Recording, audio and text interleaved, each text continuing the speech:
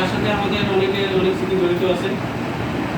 তার সাথে চা বানাতে ভালো হবে। বিদায়ী সহকর্মী জনাব গৌরঙ্গ অভিনন্দন। চলে গেল জ্যৈষ্ঠী মাস, ব্যাপক ফল ফলাদি। 30 বছর পূর্বে তিনি আরও একবার আমাদের মাঝে এসেছিলেন এই দিঘলিয়াতে একান্ত আপনজন ও সুদক্ষ সহকর্মী হিসেবে। আজ আপনি আমাদের ছেড়ে চলে যাচ্ছেন। আমরা সবাই ব্যথিত, মর্মাহত, শোকাহত। আজ আমাদের মন খারাপের দিন। যদিও কাউকে মন থেকে বিদায় দেওয়া যায় না বা বিদায় নেওয়া যায় না, এটা শুধু আনুষ্ঠানিকতা মাত্র। গৌরঙ্গ থাকতো, আমরা সবাই অফিসে বলা বলি করতাম, আজকে আমাদের ভালো লাগতেছে না, আজকে গৌরঙ্গদা আসে না। পৃথিবীটা বড়ই অদ্ভুত। এখানে চলতে চলতে মানুষের সাথে পরিচয়, নতুন কর্মস্থল হোক সুন্দর, আপনার পারিবারিক জীবন হোক সুন্দর, হোক সুখময়, বিভূষিত। আর একটা বিষয়, একসাথে থাকাকালীন আমার কোনো কথা বা কাজে, আচার আচরণে যদি আপনার মনে এতটুকু কষ্ট দিয়ে থাকি, তার জন্য ক্ষমা চেয়ে নিচ্ছি। আমাকে ক্ষমা করে দেবেন আর আমার জন্য দোয়া করবেন। আর আপনার প্রতি, আপনার পরিবারের প্রতি রইল দোয়া, আশীর্বাদ ও শুভ কামনা। আর ম্যাডামের কাছে আমার একটা দাবি, শুনতে পাচ্ছি অক্টোবরে এনডিডিপি প্রজেক্টের কার্যক্রম শেষ হয়ে যাচ্ছে। যারা আমাদের সাথে এতদিন ছিলেন, আমাদের গাইডলাইনে ছিলেন, তাদেরকেও একটা ফেয়ারওয়েল অনুষ্ঠান করে সম্মানিত করতে চাই। সে ব্যাপারে পুরো অডিয়েন্সের কাছে সহযোগিতা কামনা করছি। শুনতে পাচ্ছি একটা কথা, এইটা আগাম করে দরকার, মানে ঘটনা হচ্ছে ওদেরকে বিদায় না দিলে তার ভালো।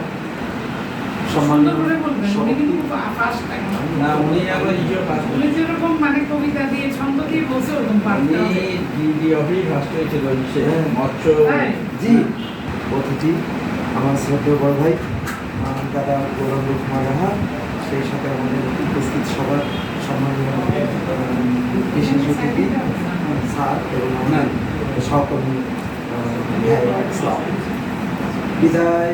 আজকের অনুষ্ঠানে বিদায় যে দাদা, সে দাদার সাথে অল্প কিছুদিন আমার চাকরি করার সুযোগ হয়েছে। তুমি যখন ছুটিতে থাকতো তখন আমার চেয়ারে যে আমি মাঝে মধ্যে কাজকর্ম করতাম, দেখতাম যে আমিও যা গৌরঙ্গ দাদার ফিডব্যাকটাও তাই ছিল। কেউ কখনো কোনো সময় বলেনি এই দাদা আপনি কি, সে আগের মতোই।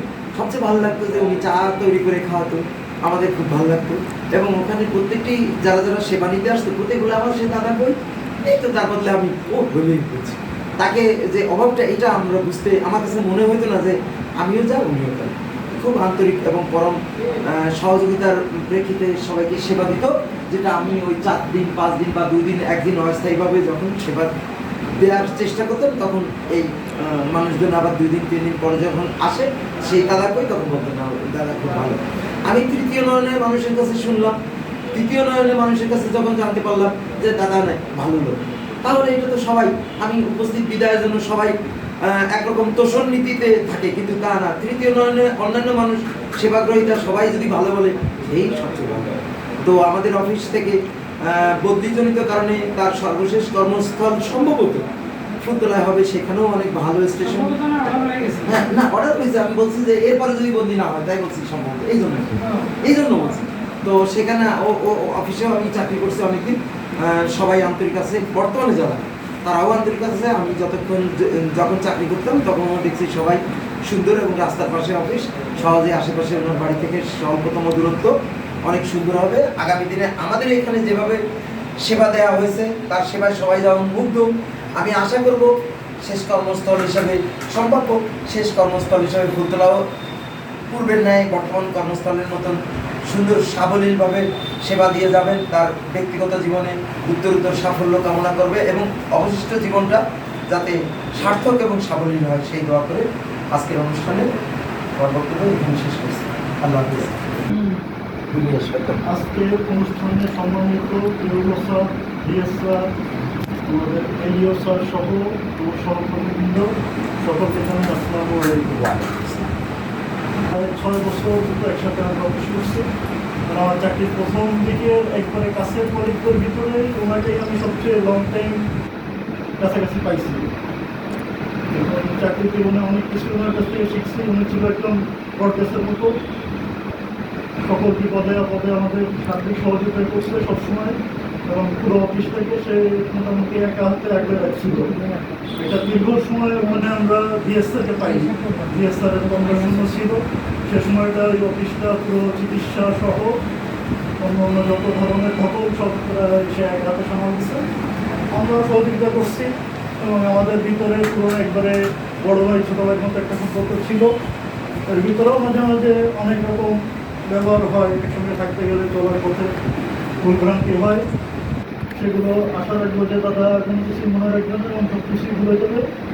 এবং যদি তার আমাদের সম্পর্কে কোনো উপদেশ বাণী থাকে তার প্রত্যেকটা বক্তব্য আমাদেরকে দিয়ে দেবে, এবং যদি সুযোগ থাকে এখনও অনুরোধ করবো আবার যেন আমাদের মাঝে সে কর্মজীবনের বাকি দিন কয়টা ফিরে আসে, আর না আসলে যেখানে আসছে ওখানে তাদের সুন্দরভাবে ঠিক আছে।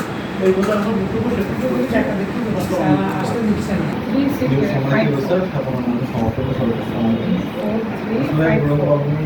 আমার চাকরি জীবনের শুরু থেকে ওনাকে পাইছি, প্রথম দিন থেকে ওনার সাথে সব মানে একদম সকল ধরনের স্মৃতি আমার আছে। যেহেতু আমার ফার্স্ট স্টেশন যেগুলি আমি গরু করে বসতাম, উঠতে বসতে খেতে সব কিছুতেই ওনার সাথে আমার দেখা হইতো, কথা হইতো। ইভেন এমন পারিবারিক মানে পার্সোনাল বলেন আর অফিসের বলেন সকল কথাবার্তায় ওনার সাথে আমার ডিসকাস হইতো বিভিন্ন বিষয়ে, বিভিন্ন সাজেশন। শুধু এইটাই না, আসলে উনি চলে যায় সবচেয়ে বেশি ক্ষতিগ্রস্ত বা বেশি দুঃখ পেয়েছে আমি, কারণ হচ্ছে আমার যে কোনো অসুবিধায় বিভিন্ন ধরনের পারিবারিক সমস্যা থেকে আমি অফিস করতে পারি না, বা ছুটি নেই সব থেকে, কিছু না আগের সাথে ছুটি নিয়েছি, পুরো অফিসটা এমনি চালাইছে। উনি চলে যাওয়া হয়তো বা এই সুযোগটা আমি আর পাবো না, হয়তো বা এখান থেকে স্যার যদি কাউকে পাঠায় সেক্ষেত্রে সেই দায়িত্বটা পালন করে, কারণ সে নিজে অসুস্থ, সেরকম প্রায় সময় অসুস্থ হয়ে পড়ে, বেশি কিছু নিতে পারে না। তো এটা আমাদের খুব একটা বড় প্রেশার দিয়ে যাবে, এটা একটা ব্যাপার। তাছাড়া বাবু সবচেয়ে ভালো জিনিস আমি যেটা দেখছি, উনি হচ্ছে আপ্যায়ন করতে খুবই পছন্দ করে। যে আমি দেখি যে উনি একজন টেনগ্রেড অফিসার, উনি কখনোই যেই আসুক, আপনার কোম্পানির লোক হোক বাইরের লোক হোক, যেই আসুক উনি নিজে হাতে চা বানায় সেটা আপ্যায়ন করবে, কখনোই এটা ক্রিয়া করে নেই। শুধু চা না, অনেক সময় দেখা যেত চার কিছু নাই মিলিস করে নিয়ে আসতো নাস্তা, যেগুলো কিন্তু আপ্যায়ন ব্যাপারটা উনি খুব পছন্দ করে। এই জিনিসটা আমি আসলে এর আগে আমি যে জবগুলো করছি 3 বছর 3.5 বছর কখনো পাইনি বা কারো কিছু দেখি নাই, প্রথমবারের মতো আমি দেখছি ওনার কাছ থেকে। আর উনি খুব এক্সপিরিয়েন্স একটা মানুষ, প্রায় ওনার চাকরি প্রায় শেষ। তো আমি মনে করি যে এটা ওনার জন্য একটা খুশির সংবাদ যে হচ্ছে আবার কিছুদিন পরে উনি ওনার চাকরি জীবনে শেষ। আমি মনে করি যে কোনো সরকারি চাকরি জীবনের জন্য একটা অনেক বড় বিষয়, কারণ হচ্ছে এত বছর সরকারি সম্মানের চাকরি শেষ করে এটা একটা ভাগ্যের বিষয়, সবাই পারে না, সম্ভব না। কেউ অসুস্থ হয়ে পড়ে, কেউ মারা যায়, বা কেউ বিভিন্ন ধরনের আনএক্সপেক্টেড ব্যাপার ঘটে যায়, এই ধরনের চাকরি শেষ করতে পারে। আমি মনে করি উনি এই দিক দিয়ে লাকি, সৃষ্টিকর্তা অনেকে এই সুযোগ দিয়েছেন। আর আশা করি বাকি যেটুকু সময় আছে এটুকু ওনার সম্মানের সাথে ওনার চাকরিটা শেষ করতে পারবেন। আর অবশ্যই আমি বলবো যে প্রায় 2.5 বছর ওনার সাথে ছিলাম, আমার হয়তো অনেক প্রথম কষ্ট নিতে পারেন, অবশ্যই রিকোয়েস্ট করবো যেন কোনো ধরনের কোনো কষ্ট যেন না রাখেন। আর অবশ্যই ব্যক্তিগতভাবে ওনার সাথে আমাদের থাকবে, এবং হচ্ছে যে কোনো ধরনের সমস্যা আমি ওনাকে যোগাযোগ করবো না, অবশ্যই ওনার প্রতি অনুরোধ থাকবে যে কোনো সমস্যা যেন ফোন দেয়, ফোনে কথা হবে। আর যেহেতু আমার বাসা, আমাদের বাসা খুব বেশি দূরে না, দেখা ইনশাল্লাহ হবে। সুস্থ থাকবেন, আপনার পরিবার জন্য দোয়া থাকলো, আর হচ্ছে সুবিধা থাকলো, আপনার সাথে দেখা হবে। সভাপতি স্যার, আমাদের ভিএস স্যার, এডিএম স্যার এবং সহকারী সবাইকে আমার আন্তরিক শুভেচ্ছা, ধন্যবাদ। আজকে বিশেষ অনুষ্ঠান বলতে বোঝাবো যে আমারই বিদায়, এরা চাকরি থেকে বিদায় না, এর আগে অনেক স্টেশনে চাকরি করছে। এইটা ছিল আমার পুনরায় দ্বিতীয় স্টেশন। এর আগে প্রায় 29-30 বছর আগে একবার স্টেশনে চাকরি করছিলাম, সে সময় এইবারেই বসতাম, ওইবারে যাও। তারপরে আবার আসলাম 18 সালের মে মাসে আসছিল এই জায়গায়। তখন আমাদের ইউনিভার্সিটি ছিল সোশ্যাল স্যার, আর ওই পারে আমি বসতাম, ওই পারে তখন ভিএসি হলো কেউ ছিল না। তারপরে আসলো অল্প কয়েকদিনের জন্য ম্যাডাম, যার তার সাথে কিছু স্মৃতি আছে সুদূরের তারপরে আসলে sir Fazlul Karim sir, Fazlul sir BS অবস্থায় থাকাকালীন স্যার অনেক স্মৃতি আছে তার সঙ্গে। আজকে স্যার দাওয়াতে ছিল স্যার মনে হয় কর্মব্যস্ত আসতে পারে। আর তারপরে স্যার আসলে স্যার এই স্যারের সাথে তো আমার সাথে স্যার মাঝে একটু বোঝাবুঝি হয়েছিল। তারপরে স্যার ওই জন্য আমি ক্ষমা প্রার্থী, কারণ আমার নিজের জন্য তো না স্যার, অফিসের জন্যই ছিল স্যার। এখন আমার যেটা ভর্তি বলা হয়েছে ওই অফিস সময়, ওই অফিসই আমার স্যার 6.5-7 বছরের যে অভিজ্ঞতা সেটা আছে, ওই অফিসটা আসলে স্যার সেন্সিটিভ হয়, অনেকখানি সেন্সিটিভ একটা জায়গা। ওইখানে ভিআইপি লোকজনও আসে, আর কিছু স্থানীয় লোকজন আছে যারা খুব তেড়া, মানে বাংলায় যেটা বলা হয় একটু বাঁকা টাইপের, সহজভাবে কোনো কিছু বুঝতে চায় না। এমন ওই জায়গায় ওই জিনিসটা যেই বসুক না কেন, জানি না আমি কতখানি হ্যান্ডেল করতে পারছি বা ভাই কতখানি করে, স্যারও আছে। এখন আমার মানে অনুরোধ থাকবে যারাই থাকবে এইটি রাস্তায়, যেহেতু স্যার অনেকদিন ছিলাম তো এই জন্যই বলে। আর তারপরে স্যার যেহেতু একই পরিবারের সদস্য আমরা, কারোর কোনো সমস্যা হলে, আপনার কোনো সমস্যা হলে আমার গায়ে লাগবে, আমার কোনো সমস্যা হলে আপনার গায়ে লাগবে, এটা স্বাভাবিক। যেহেতু চাকরি তো ছাড়ে যায় না, চাকরি ছাড়িয়ে গেলেও যায়। তেমনি স্যার চিন্তা করেন, আপনি ধরেন ডিপার্টমেন্টে চলে গেলেন, তারপরে যদি আপনার কোনো অসুস্থতা আসে বা কোনো রকম সমস্যা, তাহলে নিজের কাছেও খারাপ লাগে যে একসাথে ছিলাম, বেচারা চলে গেল।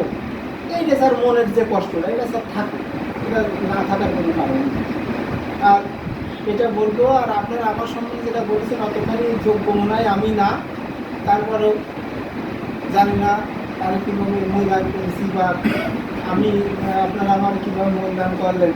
সবাইকে আমার আন্তরিক শুভেচ্ছা জানিয়ে, ধন্যবাদ জানিয়ে, আর আগামীতে স্যার ওই অফিসের জন্য স্যার একটা জিনিস আপনারা স্যার বিশেষ করে বলবো, ওই অফিসের ঘাস চাষের ব্যাপারটা, ওটা কিন্তু স্যার হ্যান্ডেলিং করা অনেকখানি কঠিন স্যার, অনেক কঠিন স্যার, একটু করেই দেখেন।